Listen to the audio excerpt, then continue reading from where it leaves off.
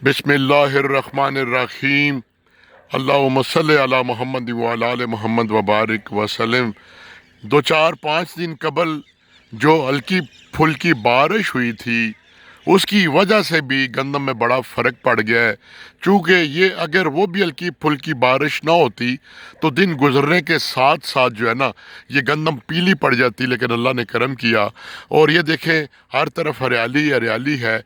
इस दुआ के साथ कि परवरदिगार आका एक बार फिर रहमत वाली बारिश अता फरमा ताकि ये गंदम अपनी अरूज की तरफ जाए और आइंदा हमारे लिए ये रिज़्क़ का सबब बने। ये देखें ये दूर तक कितनी हरियाली हरियाली है और दुआ कीजिए कि खैरियत वाली बारिश हो, चुके पेशन गोई है कि 1 या 2 तारीख को फिर बारिश होनी है।